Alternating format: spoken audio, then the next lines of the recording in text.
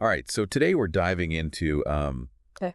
Stephen Covey's The 7 Habits of Highly Effective People. Right. You're probably thinking like, oh, okay, I know the 7 habits. Yeah. What else is there to this? Right. But we're going deeper than just listing them off. Yeah. This deep dive Mm-hmm. is about understanding those core principles that make them work. Mm-hmm. The ideas that can really make a difference in how you approach Yeah. everything. That's like having the cheat codes for life, right? But to use the cheat codes, you Right. got to understand the game mechanics. Yes, and Covey lays out those mechanics beautifully. He does. He starts off by talking about this idea of the character ethic versus the personality ethic. Uh-huh. What do you make of that? Well, that's where he throws down the gauntlet, doesn't he? Yeah. He's basically saying, look, all those quick fix self-help techniques, they might work temporarily, Yeah. but for lasting effectiveness, you got to build your character. It's about getting the foundation right, not just slapping on a facade. Okay, so it's like you can put on a fancy suit, Yeah. but if you're not genuinely confident and competent, Yeah. it's not going to fool anyone for very long. Right. Or think about it this way. Imagine you're trying to get to Wrigley Field, but you're using a map of Detroit. Okay. No amount of positive thinking or hustle is going to get you there, That's an image that sticks. right? So Covey is saying our deep-seated beliefs, Yes. our paradigms, Mm-hmm. they're like that map. Absolutely. If they're wrong, Uh-huh. we're going in the wrong direction no matter how hard we try. And what's even more interesting is that he takes it a step further Okay. with this idea, the way we see the problem is the problem. Whoa. Now, isn't that a bit of a paradox? It is, yeah. Yeah. How can we change the way we see something if we're stuck seeing it a certain way in the first place? He's pointing out how our perceptions can actually trap us. Okay. Take, for example, that classic story about the parents who constantly see their son as inadequate. Mm-hmm. Their perception becomes a self-fulfilling prophecy Oh, because it affects how they treat him, which then impacts his self-esteem and performance. so their paradigm is creating the very problem they're trying to solve. Precisely. Oh.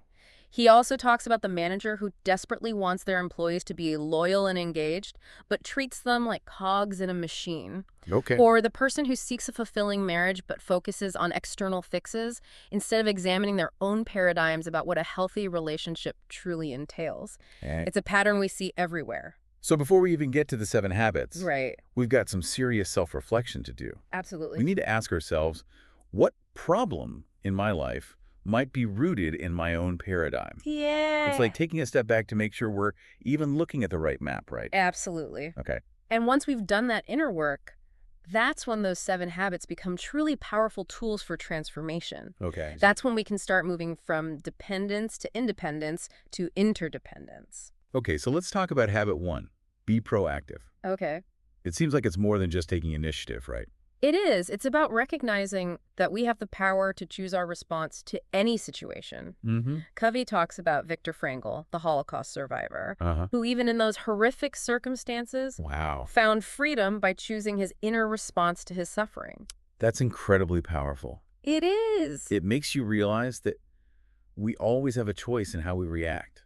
And that's the essence of proactivity. Okay. It's not about controlling everything that happens to us, Right. but controlling how we respond to it. Okay. It's about focusing our energy on our circle of influence. Uh-huh. Those things we can directly impact. He contrasts that with the circle of concern. Yes. All those things we worry about but can't control. Right. It seems like a lot of us spend way too much time in that circle of concern. It's a common trap. Yeah.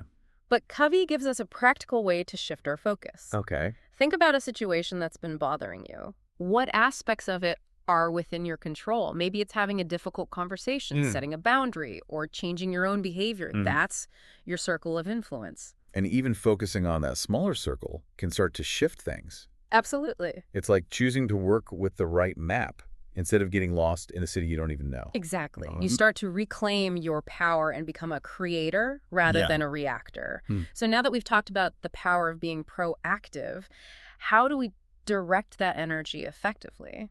Well, that brings us to habit 2, begin with the end in mind. Think of it this way. Imagine you're building a house. You don't just start laying bricks, do you? Of course not. You need a blueprint. You need to know what you're building before you start hammering anything. Yeah. And Covey argues that's how we should approach our lives. Okay. Habit 2 is about having that blueprint. Yeah. A clear vision Oh, for yeah. everything, Yeah. from your career to your relationships. So it's about mentally creating what you want before you take physical action. Yes. He uses the example of raising children. Okay. Imagine you have this long-term vision of raising responsible, self-disciplined kids. Mm-hmm. But then, in those day-to-day moments, you just react to whatever's happening. You Yeah. might find yourself yelling, giving in to tantrums, Mm-hmm. or letting things slide. Before you know it, you're so far off course from that original vision. Exactly. But if you keep that end goal in mind, raising those responsible, self-disciplined kids, Right. it becomes your guiding principle. Mhm. It helps you choose your battles, stay consistent, Right. and make decisions that align with your long-term goals. I'm starting to see how these habits build on each other. They do. First, you become proactive, Yes. recognizing your power to choose. Mm. Then, you create a clear vision of where you want to go. Right. But what happens when life gets in the way? Yeah. When you're feeling overwhelmed and pulled in a million directions? Well, that's where habit 3 comes in. Put first things first. It's about prioritization, right? Making sure we're spending our time and energy on what truly matters. Exactly. Okay. Covey introduces this great tool here called the time management matrix. Okay. It helps you categorize your tasks based on urgency and importance. Mm-hmm. And what he emphasizes is that we often get caught up in those urgent but not important tasks. Okay. Putting out fires, Yeah. responding to emails, getting distracted by social media. So we're busy, Yeah. but not necessarily productive. Right, but the truly effective people Yeah. focus on those quadrant 2 activities. Oh. The ones that are important but not urgent. That's where things like long-term planning, Yes. relationship building, personal development fall. And he tells this fascinating story about a shopping center manager who was completely overwhelmed. Oh, wow. But when he started focusing on quadrant 2 activities, Mhm. like building relationships with his tenants and training them, Okay. his results skyrocketed. He actually quadrupled the income of his shopping center. Wow. So by prioritizing what was truly important, he became more effective overall. Yeah, exactly. It's like clearing out all the clutter so you can actually focus on building something meaningful. Exactly. It makes you wonder, what are your quadrant 2 activities? Yeah. Those things you know are important, but keep getting pushed aside. That's a great question. Yeah. Now, before we move on to the next set of habits, Okay. Covey introduces this really intriguing concept, Yeah. the emotional bank account. Mm-hmm. I love that analogy. It's so brilliant because it helps us understand how trust works in relationships, Right. just like a financial bank account. Yeah. You make deposits by being kind, honest, keeping commitments, Right. really understanding the other person. And those deposits build a reserve of trust They do. that allows you to weather those inevitable storms Yes, that come up in any relationship. exactly. If you've got a healthy balance in that emotional bank account, Uh-huh. you can even make mistakes, Yes. have disagreements, Right. and still maintain that strong connection.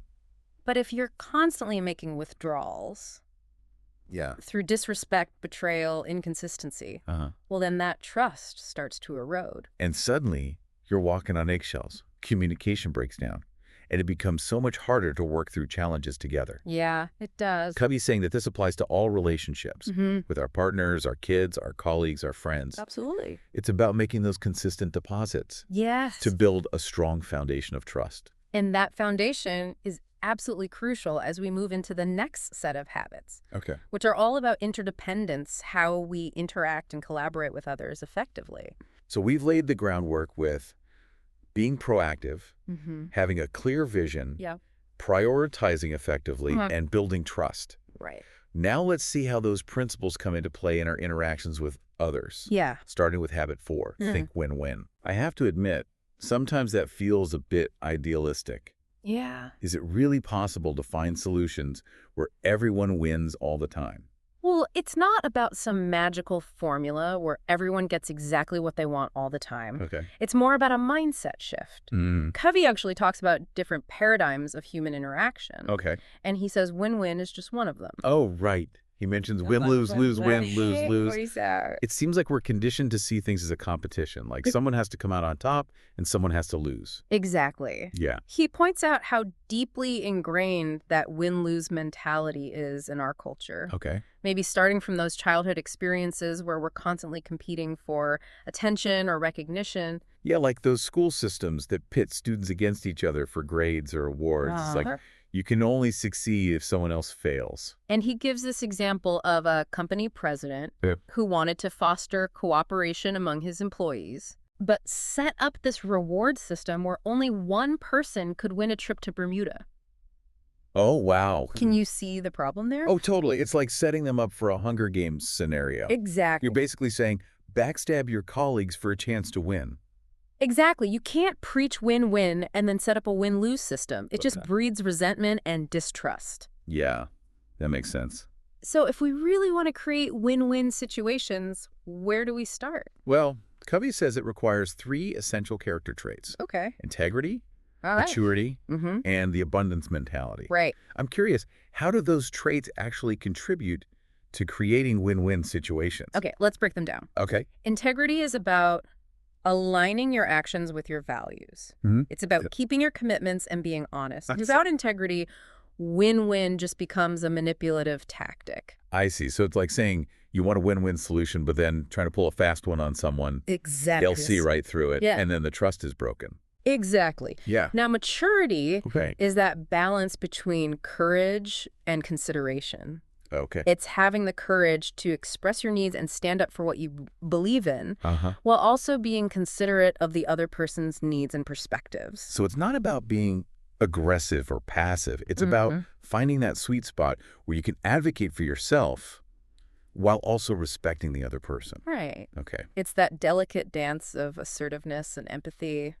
Okay. And finally, the abundance mentality Okay. is that belief that there's enough out there for everyone. It's the opposite of the scarcity mentality, which sees everything as a finite pie. If you get a bigger slice, I get a smaller one. Oh, I know people like that. Right. They always feel threatened by others' success. Yeah. Like it somehow diminishes their own. It's exhausting to be around, right? It is. But the abundance mentality allows you to celebrate other people's wins. Yeah. Because you genuinely believe that their success doesn't take away from your own potential.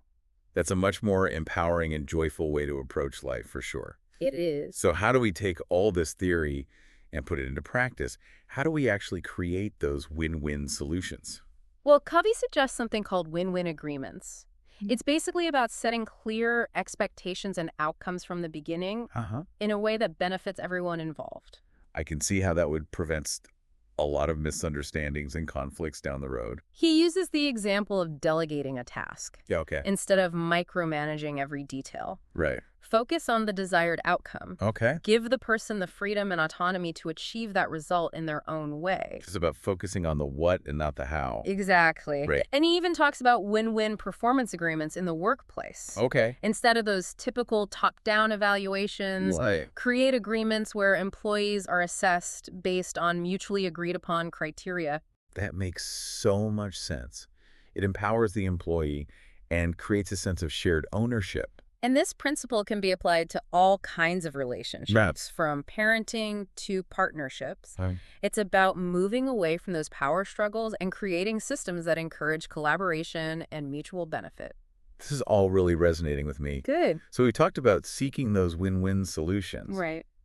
But how do we even get to a point where we can have those productive conversations in the first place? Well, that brings us to habit 5.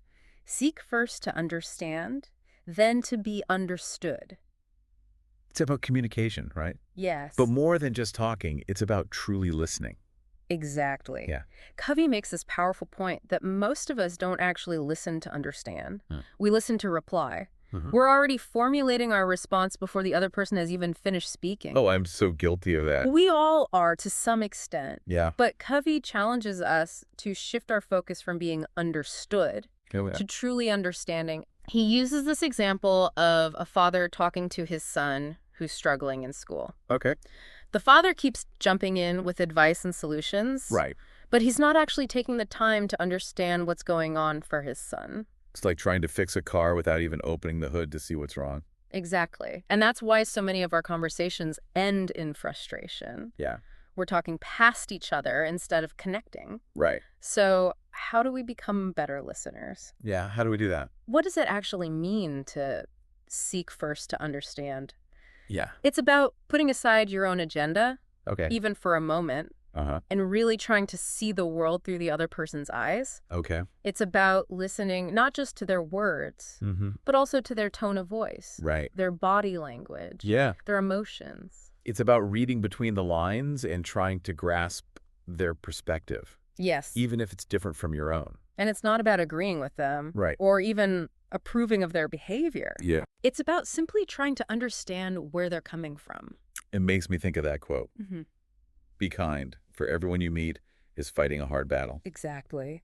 And when we approach people with that kind of empathy and understanding, Yeah. it creates a safe space for them to open up and share their truth. Right. Yeah. And that's when real connection can happen. Okay, so we've got win-win thinking Uh-huh. and empathetic listening. Right. I'm starting to see how these habits are like puzzle pieces, each one building upon the other. And now we get to the piece that brings it all together. Okay. Habit 6, synergize. Now this one sounds a little mysterious. Yeah. What exactly does it mean to synergize? Think of it as 1 + 1 = 3. Okay. It's that magical thing that happens when you bring together different perspectives, talents, and ideas, Yeah. and something truly innovative emerges. Hmm. Covey says that synergy is the highest activity in life. So it's not just about cooperation. It's not. It's about creating something greater than what any individual could achieve alone. He uses the example of a couple trying to decide on a vacation. Okay. They have different ideas and preferences. Mm-hmm. Initially, they're stuck in that win-lose mindset, Yeah. trying to convince the other to do what they want. Oh, I know that dance. You end up compromising, but no one's truly happy. But then they start really listening to each other, trying to understand those underlying needs and desires, and Oh, yeah. suddenly they come up with this completely new, creative solution that neither of them had even considered before. Wow. It incorporates elements of both of their preferences, but it's something entirely new and exciting. Wow. So synergy is not about compromising. It's not. It's about transcending those initial limitations Yes. and finding something better. Exactly. And Covey makes this point that sameness is not oneness. Uniformity is not unity. Right. It's the differences, those unique perspectives, Yeah. that create the potential for something truly synergistic to emerge. So it's about embracing diversity and valuing those different viewpoints. Absolutely. But sometimes it feels like our differences can create conflict, Mm-hmm. especially when people have strong opinions or ways of thinking. He actually tells this funny anecdote about having lunch with a couple struggling with communication. Oh. The husband, a very left-brained, analytical thinker, Okay. keeps asking his wife for specific data points and examples. Right. But the wife, Yeah. who's more right-brained and intuitive, Mm-hmm. is expressing feelings and impressions. Oh, I can see how that would lead to some misunderstanding. Right. Oh. And it highlights how important it is to recognize and appreciate those different ways of thinking. Yes. When we try to force everyone into the same mold, Yeah. we lose the richness that diversity brings. That's a great reminder to be more aware of our own thinking styles and how they might be influencing our interactions. Exactly. Now we've covered the first 6 habits, Right. which feel like they all build on each other in this incredible way. They do. But what about habit 7? What's the final piece of this puzzle? Habit 7 is the cornerstone of it all. Okay. It's the habit that allows us to keep growing and evolving. Okay. Sharpen the saw. That's an interesting metaphor. It is. What does he mean by sharpening the saw? Think about it. Okay. If you keep sawing away at a piece of wood without stopping to sharpen the blade, Yeah. what happens? Well, eventually the blade gets dull and it becomes harder and harder to saw. Yeah. You might even break the saw. Exactly. And Covey says that's what happens in life when we don't take the time to renew ourselves. Okay. We burn out. Yeah. We get stuck. We lose our effectiveness. Right. But if we consistently sharpen the saw, Yeah. we can keep showing up as our best selves. So it's about self-care and self-improvement. It's actually more comprehensive than that. Okay. He talks about renewing ourselves in 4 dimensions. Okay. Physical, spiritual, mental, Okay. and social emotion. So it's not just about hitting the gym or reading a book. Yeah. It's about nurturing all aspects of our being. He emphasizes that these dimensions are interconnected. Okay. For example, if you neglect your physical health, Uh-huh. it's going to impact your mental clarity and emotional well-being. That makes sense. Right.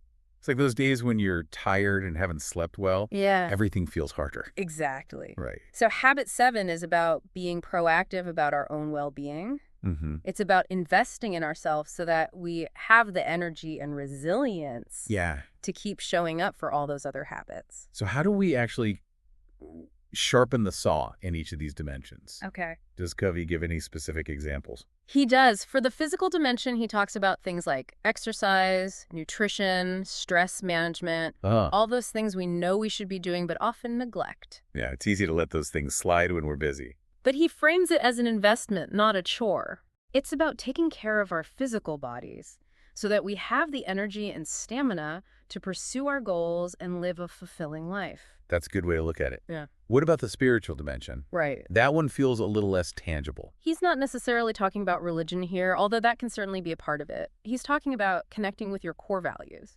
finding meaning and purpose in life. It could be through meditation, spending time in nature, or engaging in activities that inspire you. So it's about nurturing that inner sense of peace and alignment. Exactly. And then for the mental dimension, Okay. he encourages things like reading, learning new skills, expanding your knowledge. So keeping our mind sharp and engaged. Right. It's about being a lifelong learner, staying curious, and challenging yourself intellectually. And finally, the social emotional dimension Okay. is about building and nurturing healthy relationships, practicing empathy, and seeking those win-win solutions we talked about earlier. So it's about putting all those other habits into practice in our interactions with others. Exactly. He actually talks about this idea of the daily private victory, which is spending at least an hour each day renewing yourself in the physical, spiritual, and mental dimensions. So it's like making a daily commitment to your own well-being. And he says that this daily private victory is the foundation for the daily public victory. Nope. The ability to show up in the world with integrity, courage, and empathy. It's about having that inner strength and resilience to navigate challenges and build meaningful connections with others. It's amazing how he ties it all together. Each habit supports and reinforces the others, They do. creating this upward spiral of growth and effectiveness. And he also emphasizes the importance of renewing our conscience, Okay. that inner voice that guides us toward what's right. He compares it to tending a garden. If we want to grow a beautiful garden, we have to be intentional about what we plant and what we weed out. So we need to nourish our conscience with positive influences, like inspiring literature, uplifting music, or spending time with people who lift us up. Exactly. And just as importantly, we need to weed out those negative influences that can poison our minds and hearts. Things like negativity, cynicism, or unhealthy habits. It makes you think about that saying, you are what you eat. Right. But it's not just about what we put into our bodies. No. It's about what we feed our minds and souls as well. Covey actually quotes Dag Hammarskjöld, who said, "You cannot play with the animal in you without becoming wholly animal." It's a powerful reminder that what we allow into our consciousness ultimately shapes who we become. So we have a responsibility to be mindful of those influences and make choices that support our growth and well-being. He ends the book by talking about this idea of the upward spiral. Okay. As we practice the 7 habits, we create this positive feedback loop. It's not a one-time fix. It's a continuous process of growth and renewal. The more we focus on our character, the more effective we become. The more effective we become, the more we're able to build trust and synergy with others. And that creates this upward momentum that propels us toward greater fulfillment and meaning in life. It's like we're constantly sharpening that saw so we can keep cutting through the challenges life throws our way and creating something beautiful and lasting. Well, that's quite an inspiring way to wrap things up. So after this deep dive into the 7 habits, what's the biggest takeaway for you? For me, it's that reminder that true effectiveness starts from within.